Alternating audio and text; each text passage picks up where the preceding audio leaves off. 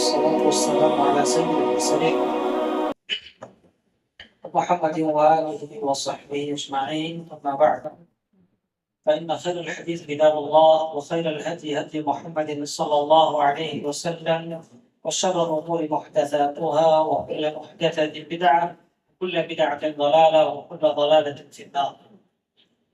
أعوذ بالله السميع العليم.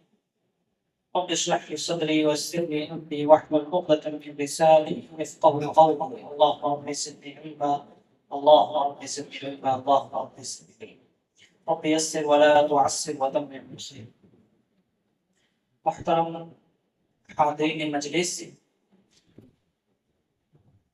آج کا درس چوتھا درس ہے اور تقریباً ہم نے کچھ باتیں توحید کے متعلق گزشتہ درسوں میں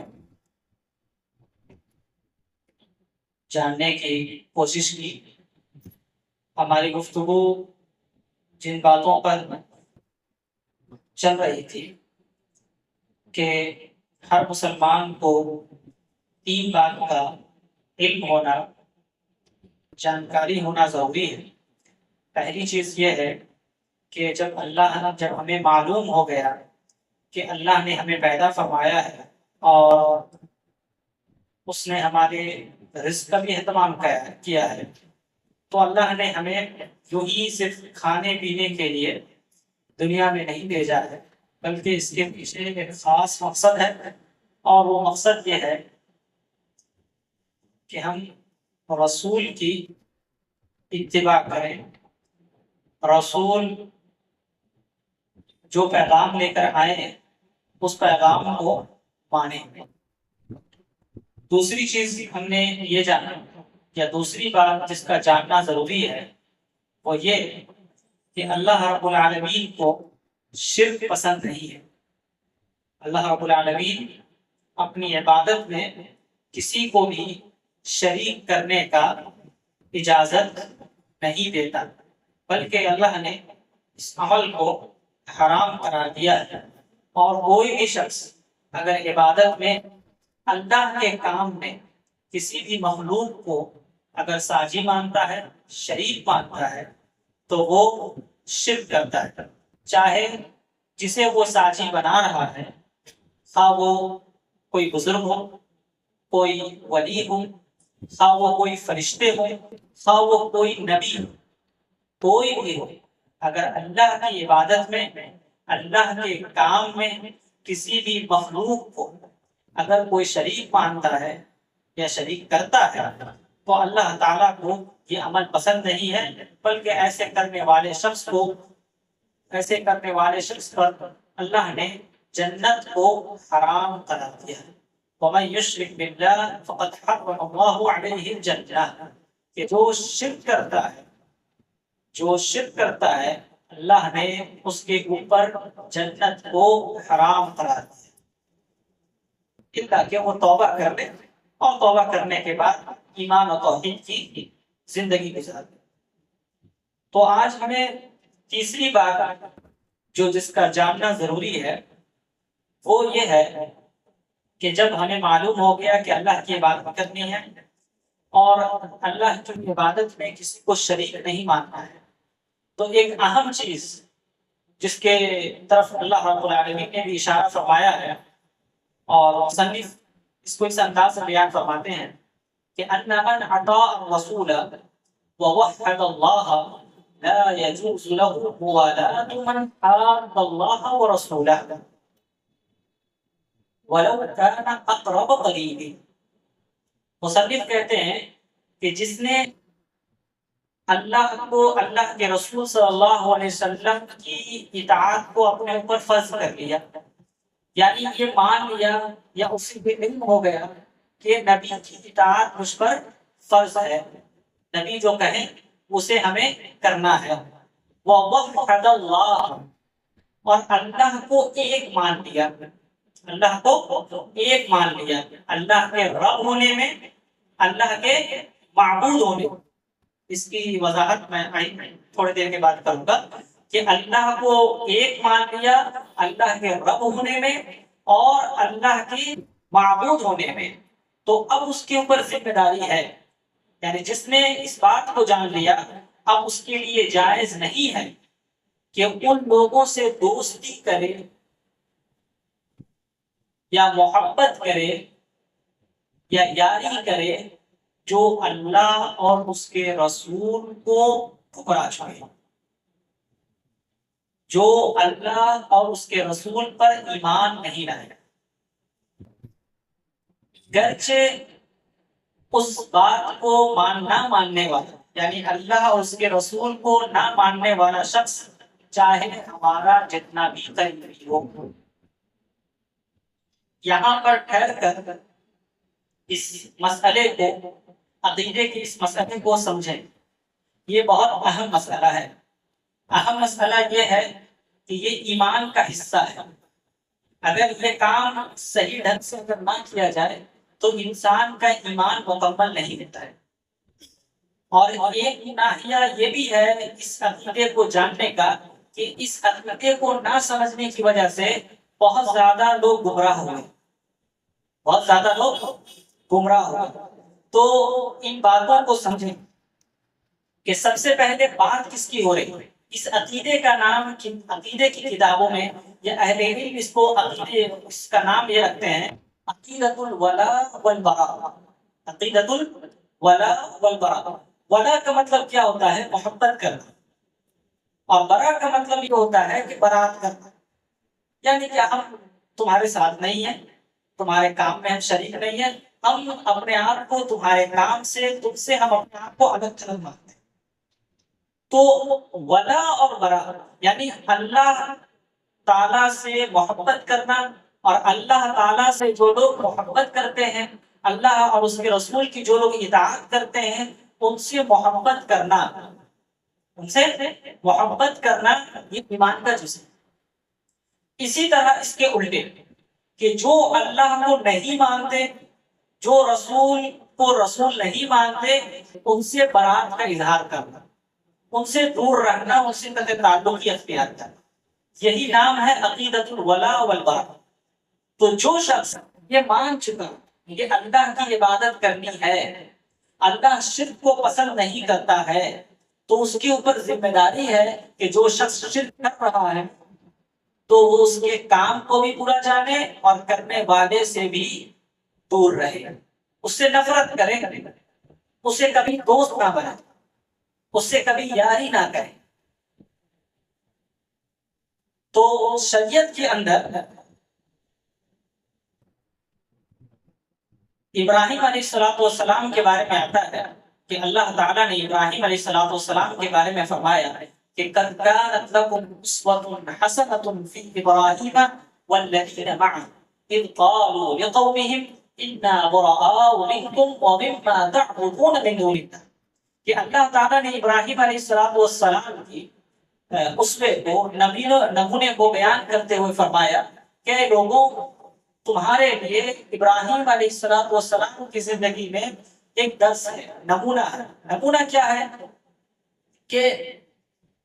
کہ جب ابراہیم علیہ السلام نے اپنے قوم سے کہا کہ یاد رکھو میں تم سے اور تمہاری عبادت سے بری ہوں، اور یہ بات ابراہیم علیہ السلام اپنی قوم کو اور اپنے والدین کو بھی کہہ رہے ہیں جو شرک میں مبتلا تھے، جو کفر میں مبتلا تھے۔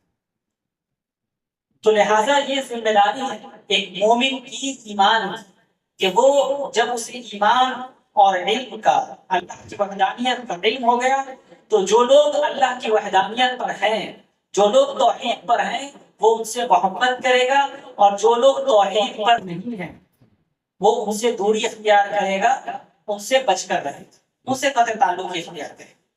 یہاں پر دو مفہوم ہیں۔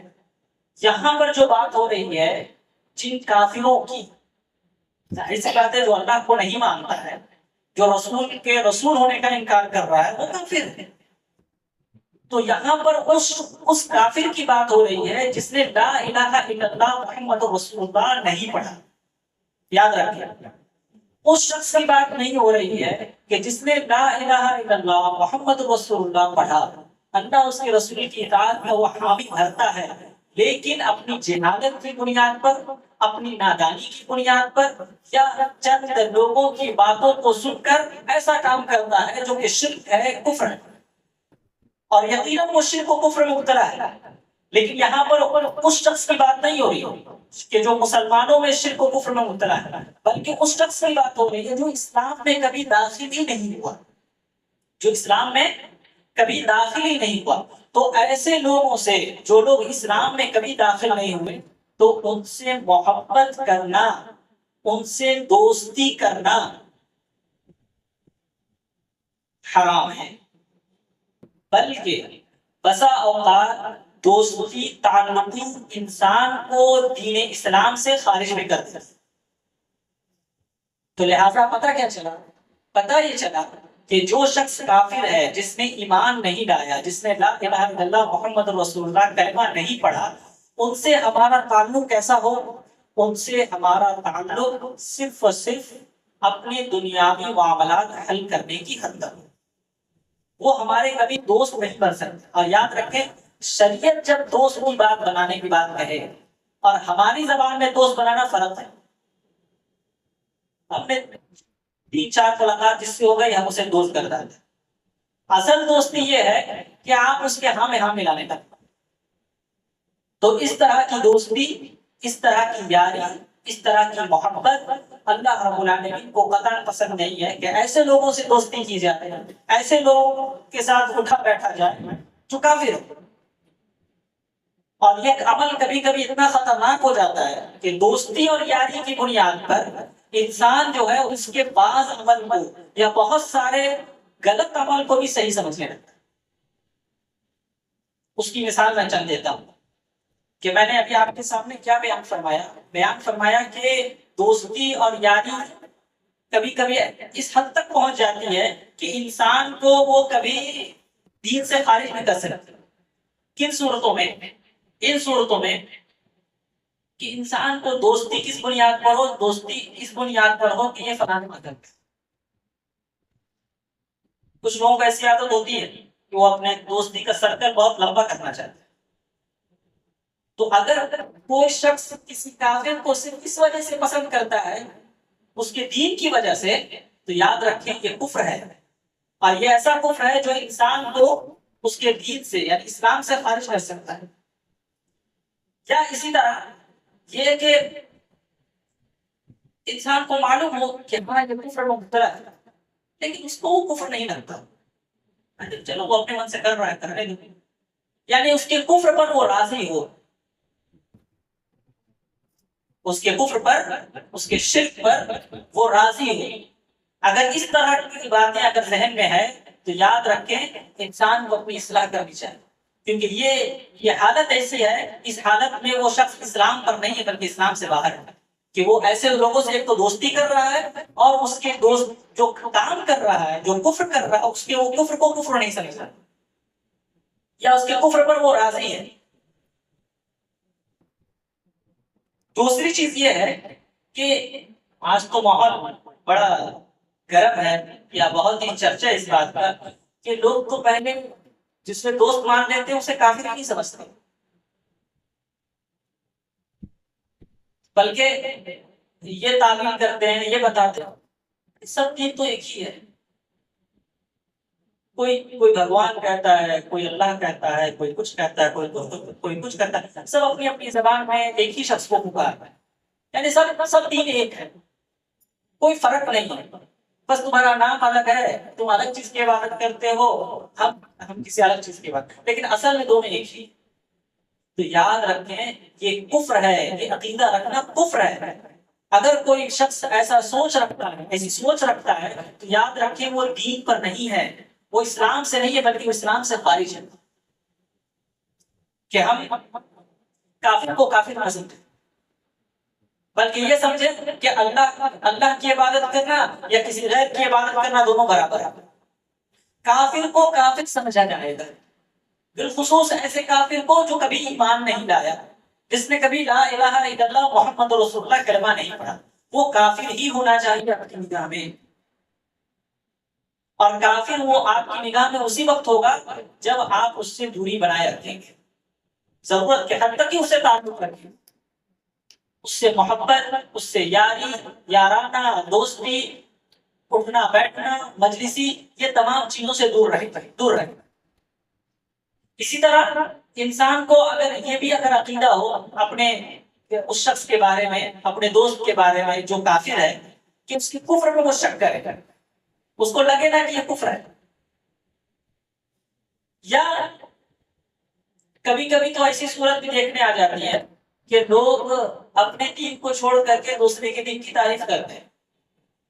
ارے ہمارے دین میں یہ چیز بڑا خراب ہے، اس کے دین میں تو یہ چیز بہت اچھا ہے،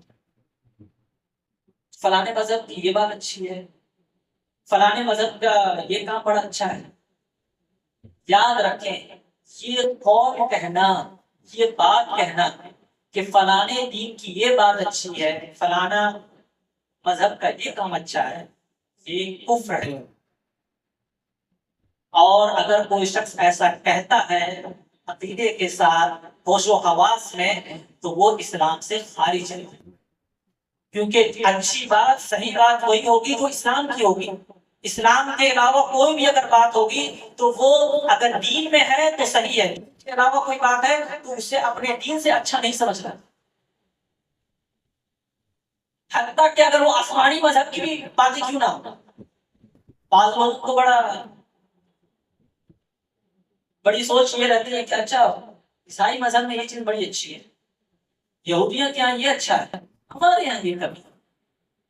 تو ایسے لوگوں کو سوچنا چاہیے کہ وہ اپنی زبان سے کس طرح کی بات بول رہے، وہ اپنی زبان سے اسلام کی نعمت کا، اسلام کے صحیح مذہب ہونے کا یا مکمل مذہب ہونے کا انکار کر۔ اور اللہ نے دین کو مکمل کر رکھا ہے، اور اللہ کے نبی اسلام کے علاوہ کوئی بھی دین پسند نہیں ہے۔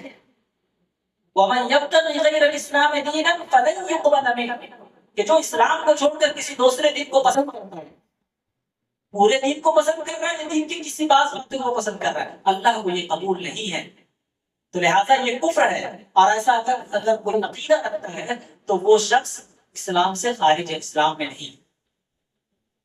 تو لہٰذا اس لیے یاد رکھیں کہ جو شخص موحد ہے، توحید پر قائم ہے، تو اس کی ذمہ داری ہے کہ وہ اہل کفر سے، کافروں سے وہ کبھی دوستی نہیں کرے گا، وہ دور رہے گا، کیونکہ یہ ایمان کی علامت ہے، یہ ایمان کا تقاضا ہے۔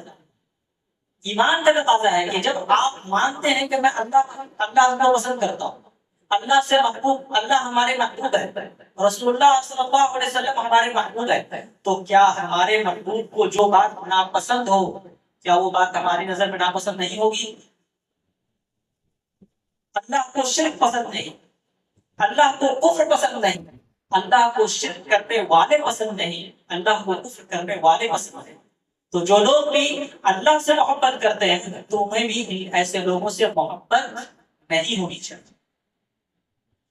تو اس طرح یہ عقیدہ، یہ عقیدے کا حصہ ہے کہ جو لوگ دین پر نہیں ہیں، جو خصوص دین اسلام سے خارج ہیں، کافر ہیں، ان سے ہمیں دوستی نہیں رکھنا ہے، ان سے ہمیں محبت نہیں رکھنا۔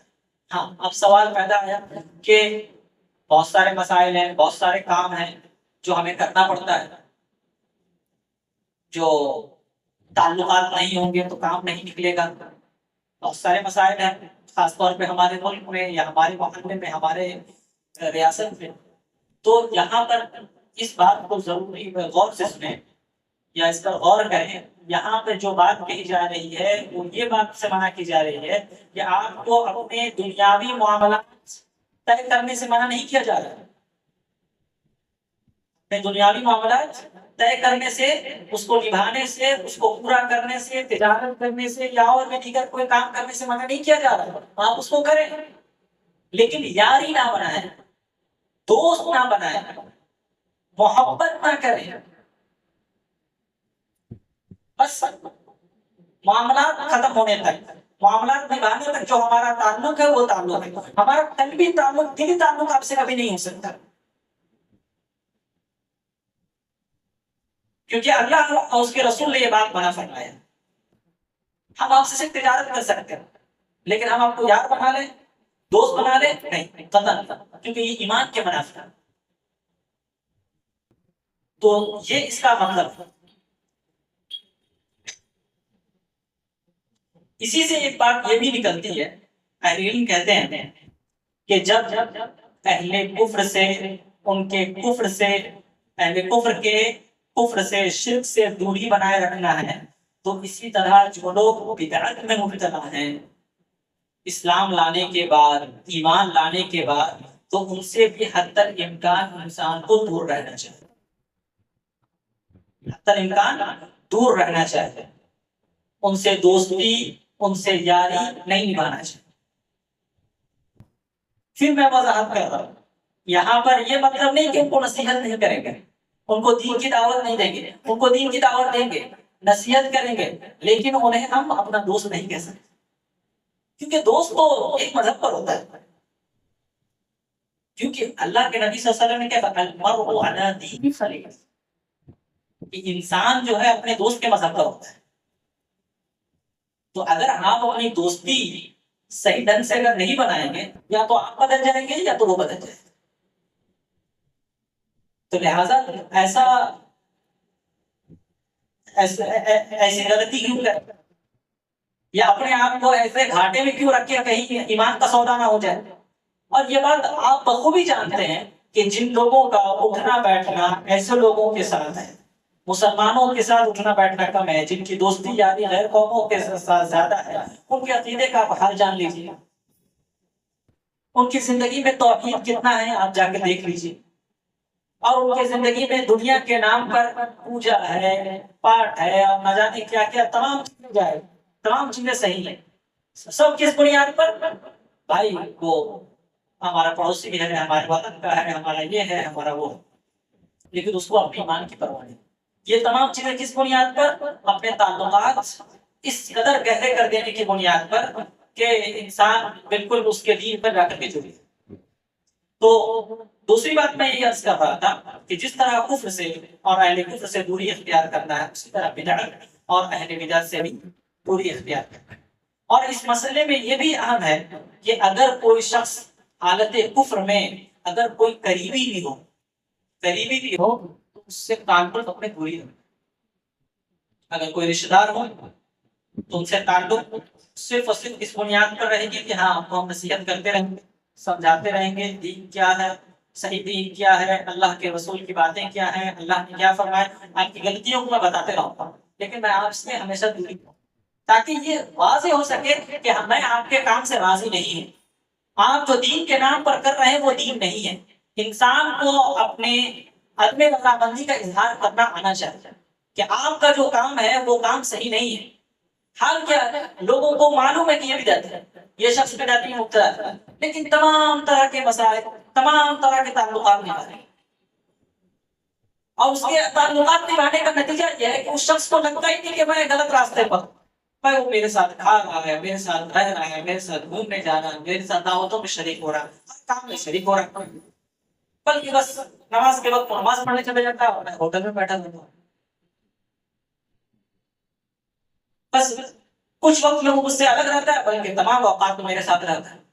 تو آپ ہی بتائیں کہ جس شخص کو آپ نے یہ احساس دلا دیا، یا آپ کا عمل یہ احساس دلا رہا ہو کہ تم صحیح ہو یا تم زیادہ غلطی پر نہیں ہو، کیونکہ اگر ہم سمجھتے ہیں کہ وہ زیادہ غلطی پر ہے تو ہم اس سے ضرورت کے حد تک ہی تعلق رکھتے ہیں، زیادہ اس کے قریب نہیں رہتے۔ اس لیے یہ اسلام کا اور یہ دین کا بنیادی حصہ ہے کہ جو جتنا دین سے جڑا ہوا ہے اس سے اتنا ہی تعلق رکھتا ہے۔ جو دین سے بہت زیادہ قریب ہے وہ ہمارے بہت قریب ہونا چاہیے، جو دین سے جتنا دور ہے ہم بھی اتنا ہی اس سے دوری اختیار۔ تو یہ ایک اہم چیز ہے کہ اگر کوئی شخص اللہ اور اس کے رسول کی وحدانیت کا اور رسول کی اطاعت کا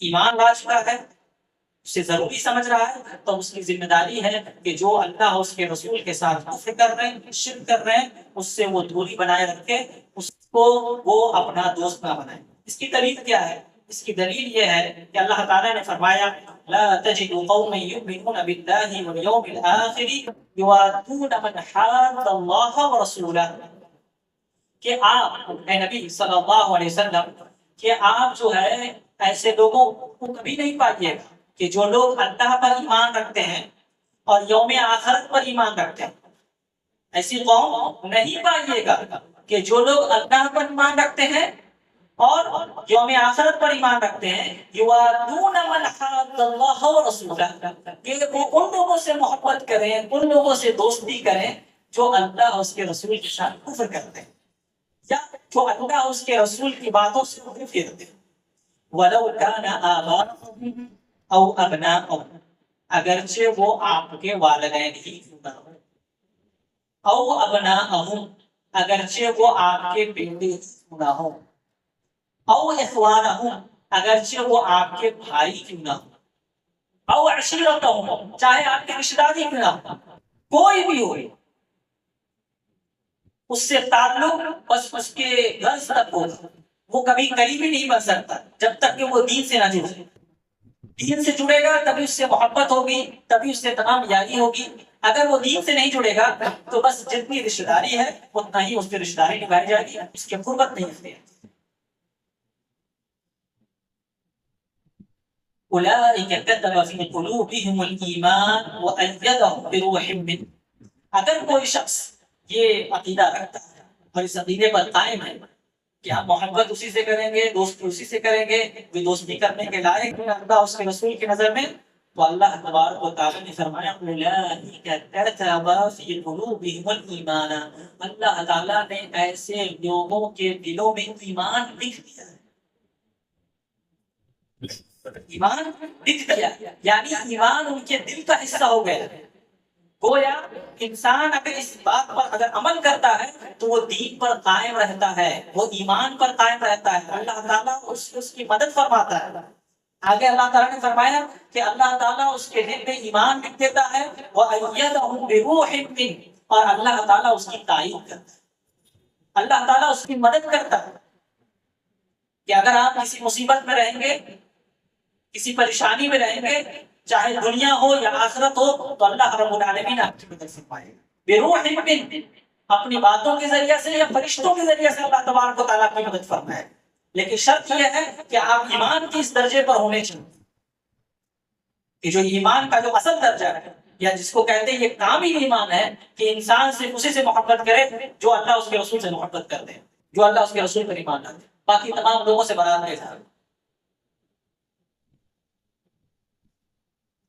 وَيُدْخِلُهُمْ جَنَّاتٍ تَجْرِي مِن تَحْتِهَا الْأَنْهَارُ خَالِدِينَ فِيهَا، اور تیسرا انعام اللہ تعالیٰ ایسے لوگوں کو یہ دے گا جو یہ ایمان رکھتے ہیں اور جو یہ عمل کرتے ہیں، اللہ تعالیٰ ان کو ہمیشہ ہمیشہ کی جنت کی زندگی عطا فرمائے گا۔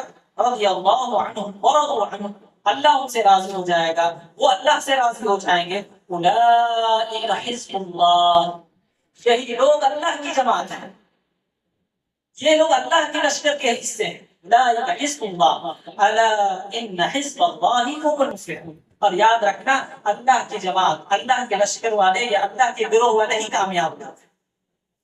تو پتہ یہ چلا کہ یہ ایمان رکھنا انسان کے کامل ایمان ہونے کی دلیل ہے، اور اس میں اگر اس کفر کو کفر نہ سمجھنے میں یا کفر اہل کفر سے دوستی کرنے میں معاملہ اتنا خطرناک ہے کہ اگر ذرہ برابر میں 19-20 ہوا، یا میں نے جس طرح کی مثالیں آپ کے سامنے پیش کی، اگر اس طرح کا کوئی سوچ ہمارے ذہن میں ہے تو ہمیں اپنے ایمان کا جائزہ لینا چاہیے۔ تو یہ ایک اہم بات ہوئی۔ دوسری بات، اللہ مصنف یہ فرماتے ہیں کہ اعلم ارشد اللہ لطاعت ان الحنیفیت ملت ابراہیم ان تعبد اللہ وحدہ مخلصا لہ الدین۔ مصنف کہتے ہیں کہ اس کے بعد یہ جان لیجیے کہ حنیفیت یہ ہے یعنی ابراہیم علیہ السلام کے دین یہ ہے کہ ان تعبد اللہ وحدہ مخلصا لہ الدین، کہ آپ ایک اللہ کی عبادت کریں مخلص اخلاص کے ساتھ، ایک اللہ کی عبادت کریں اخلاص کے ساتھ۔ یہاں پر سب سے پہلے یہ سمجھتے ہیں کہ حنیفیت کیا ہے۔ قرآن میں بہت جگہ اس کا ذکر ہے، وَاتَّبِعْ مِلَّتَ إِبْرَاهِيمَ حَنِيفًا، کہ اے لوگوں ابراہیم علیہ السلام کے ملت کی اتباع کرو حنیف بن کر۔ تو حنیف کیا ہے؟ حنیفیت کیا ہے؟ حنیفیت یہ کہتے ہیں، اہل علم کہتے ہیں کہ شرک سے نکل کر توحید کے راستے پر آنا، شرک سے نکل کر توحید کے راستے پر آنا، یہ حنیفیت ہے۔ اور دوسرا یہ ہے کہ اللہ کے راستے پر قائم رہنا اور اس کے سوا تمام چیزوں کو ترک کر دیں، تمام چیزوں کو پیچھے چھوڑ دیں، یہ حنیفیت ہے۔ اور یہ چیز ابراہیم علیہ السلام کی زندگی میں بہت زیادہ واضح انداز میں پائی گئی ہے، اس لیے اسے ملت ابراہیم بھی کہا گیا۔ جیسا کہ اللہ تبارک و تعالیٰ نے ابراہیم علیہ السلام کی زندگی کو اپنے تو ہمارے لیے نمونہ بنایا۔ کیوں بنایا؟ کہ قد كانت لكم أسوة حسنة في إبراهيم والذين معه إذ قالوا لقومهم إنا براء منكم ومما تعبدون من دون الله۔ کہ ابراہیم علیہ السلام کی زندگی نمونہ کیوں ہے؟ ان کی ملت کی اتباع کی بات کیوں کی جا رہی ہے؟ کیونکہ انہوں نے توحید پر اس طرح اپنے آپ کو قائم کیا اور شرک سے اور اہل شرک سے اپنے آپ کو اس قدر برات کا اظہار کیا کہ اللہ تعالیٰ نے حکم دیا کہ تمام مسلمانوں کو، تمام ایمان والوں کو بھی ایسا ہی ہونا چاہیے۔ تو حنیفیت یہی ہے کہ شرک سے اپنے آپ کو دور کر لیں اور اپنے آپ کو اللہ کے راستے پر قائم رکھیں۔ اس کے بعد یہ فرمایا کہ ان تعبد اللہ وحدہ مخلصا لہ الدین، جیسا کہ اس کی بات میں خطبے میں بھی ذکر آ گئی تھی، لیکن پھر بھی میں اس کا ذکر کر دے رہا ہوں کہ عبادت اللہ رب العالمین کی اخلاص کے ساتھ کرنی۔ اخلاص کے ساتھ عبادت کرنے کا مطلب یہ ہے کہ اس کے اندر کسی کی طرح کی چیز کو شریک نہیں بنانا۔ ایک شریک یہ ہوتا ہے انسان بظاہر کسی دوسرے شخص کی عبادت کرنے کا، مثال کے طور پر ذبح کرنا اللہ کے لیے، ذبیحہ اللہ کا، وہ چھوڑ کر کے انسان کسی دوسرے کے لیے ذبح کرے، یہ شرک ہے، یہ شرک ہے۔ ایک چیز یہ ہوتی ہے جسے ہم اور آپ جلدی سمجھتے نہیں، جو اخلاص کے منافی، کہ ہم عبادت اللہ کی بنا کر کے بلکہ کسی انسان کے لیے کریں۔ مثال کے طور پر کسی کو خوش کرنا، یا کہیں سے تعلیم بٹورنا، یا اپنے آپ کو نمازی بنوانا یا نمازی بتانا، یا اپنے آپ کو بہت بڑا مالدار اجاگر کرنا، اس کے لیے اگر کوئی کام کر رہا ہے تو یاد رکھیں وہ بھی عبادت میں مخلص نہیں ہے، یعنی وہ بھی گناہ کے راستے میں ہے۔ تو ان تعبد اللہ وحدہ مخلصا لہ الدین، دین پر چلنا ہے، اللہ کی عبادت کرنی ہے تو مخلص ہو کر، اس میں کسی بھی چیز کو یا کسی بھی مخلوق کو ذرہ برابر بھی شریک نہیں کرنا ہے۔ وَبِذَلِكَ أَمَرَ اللَّهُ جَمِيعَ النَّاسِ وَخَلَقَهُمْ لَهَا كَمَا قَالَ اللَّهُ تَعَالَى وَمَا خَلَقْتُ الْجِنَّ وَالْإِنسَ إِلَّا لِيَعْبُدُونِ وَمَعْنَا يَعْبُدُونِ يُوَحِّدُونِ۔ اور جیسا کہ بات آ گئی ہے بار بار کہ اللہ نے ہمیں پیدا ہی اس لیے کیا ہے کہ ہم اللہ کی عبادت کریں، اللہ کو ایک مان کر کے اس کی عبادت کریں، یعبدون یوحدون۔ اس کے بعد مصنف رحمہ اللہ نے فرمایا کہ وَأَعْظَمُ مَا أَمَرَ اللَّهُ بِهِ التَّوْحِيدُ وَهُوَ إِفْرَادُ اللَّهِ بِالْعِبَادَةِ، کہ سب سے اہم بات جس کا حکم اللہ رب العالمین نے ہمیں دیا ہے وہ ہے توحید، وہ ہے توحید، کہ اللہ کو ایک ماننا۔ اور توحید کیا ہے؟ جیسا کہ بتایا گیا یا میں نے درس کے شروع میں کہا کہ توحید کی بات جب آئے گی تو اسے مزید واضح انداز میں بتایا جائے گا کہ توحید تین قسم کی ہے، توحید تین قسم کی، جیسا میں نے شروع میں بتایا کہ نہ ہمیں شرک کرتے وقت نہ اللہ کے ربوبیت میں کسی کو شریک ماننا ہے، نہ اللہ کی الوہیت میں۔ کیا مطلب اس کا؟ مطلب یہ ہے کہ توحید کی تین قسم ہے۔ ایک یہ ہے کہ اللہ کو خالق ماننا، اللہ کو رازق ماننا، یعنی یہ ماننا کہ ہمارا پیدا کرنے والا، ہمیں رزق عطا کرنے والا اللہ ہے، اس کو کہتے ہیں ربوبیت، یعنی اللہ کو رب ماننا۔ تو یہ توحید کی ایک قسم ہے۔ تو اگر کوئی محض صرف اسی پر قائم ہے تو کیا وہ توحید پر قائم ہے؟ کوئی شخص دنیا میں صرف اور صرف یہ کہتا ہے کہ ہمارا خالق اللہ ہے، ہمارا رازق اللہ ہے، تو اگر کوئی صرف یہی عقیدہ رکھتا ہے تو کیا وہ مومن ہے؟ مومن نہیں، کیونکہ دوسری چیز یہ ہے کہ اللہ کو معبود ماننا، جس کو ہم کہتے ہیں توحید الوہیت، معبود ماننا یعنی عبادت جو کرنا ہے وہ اللہ کرنا ہے، عبادت اللہ کی ہوگی، چاہے عبادت کسی بھی طرح کی، قول کی ہو، عمل کی ہو۔ مثال کے طور پر پچھلے 10 میں بھی بات آئی، دعا قول کی عبادت ہے تو دعا بھی اللہ سے ہوگا۔ اگر اس دعا میں ہم کسی بھی مخلوق کو شریک کر رہے ہیں تو وہ ہم نے گویا اللہ رب العالمین کو معبود صحیح طور پر نہیں مانا کہ اگر ہم دعا کسی دوسرے شخص سے کر رہے ہیں یا اپنے دعا میں کسی کو شریک کر رہے ہیں، یہ ہوا قول کے اندر شرک کرنا۔ اور دوسری چیز یہ ہے کہ عمل کے اندر شرک کرنا۔ مثال کے طور پر عبادت یعنی مثال ذبح کرنا یا نذر و نیاز کرنا، یہ اللہ کے لیے ہوگا۔ اگر یہ کام اللہ کے بجائے کسی مخلوق کے لیے ہو رہا ہے، کسی مخلوق کے لیے کیا جا رہا ہے، تو یاد رکھیں وہ شخص توحید کے جو اہم چیز ہے کہ اللہ کو معبود ماننا، اس میں وہ کمزور ہے، اس پر وہ صحیح سے نہیں اتر رہا ہے، لہٰذا وہ اس کی توحید ناقص ہے، وہ توحید پر صحیح طور پر قائم ہے۔ تو ایک چیز ہے توحید ربوبیت، دوسری چیز ہے توحید الوہیت کہ اللہ کو معبود ماننا، اللہ ہی کی عبادت کرنا، چاہے کسی بھی طرح کی عبادت ہو جو اللہ اس کے رسول نے بتایا۔ اور تیسری چیز یہ کہ اللہ کے اسماء و صفات یعنی اللہ کے نام ہیں، اللہ کا نام رحیم ہے، اللہ کا نام غفار ہے، اللہ کا نام رحمان ہے، تو ان تمام چیزوں کو بھی اللہ ہی کے لیے قرار دینا۔ جیسے مثال کے طور پر اللہ رب العالمین علام الغیوب ہے، اللہ تعالیٰ نے اپنی ذات کے بارے میں فرمایا کہ علام الغیوب، غیب کی تمام باتوں کا جاننے والا، خبر رکھنے والا اللہ کی ذات ہے۔ تو اگر کوئی شخص علام الغیوب غیب کی کوئی صفت کو کسی مخلوق کے لیے خاص کر دے، نہیں، اللہ کو تو غیب کا علم ہے لیکن کچھ باتیں ایسی ہیں جو اللہ کے بعد مخلوق بھی جانتا ہے، وہ مخلوق کتنے ہی درجے میں اونچے، اللہ کی نگاہ میں ان کے کتنے ہی قدر ہو۔ اگر کوئی شخص یہ کہتا ہے کہ غیب کی صفت، غیب کی باتیں کسی مخلوق کے پاس بھی ہے، تو یاد رکھیں وہ اسماء و صفات کے باب میں یعنی اس توحید میں وہ کمزور ہے، بلکہ شرک میں مبتلا۔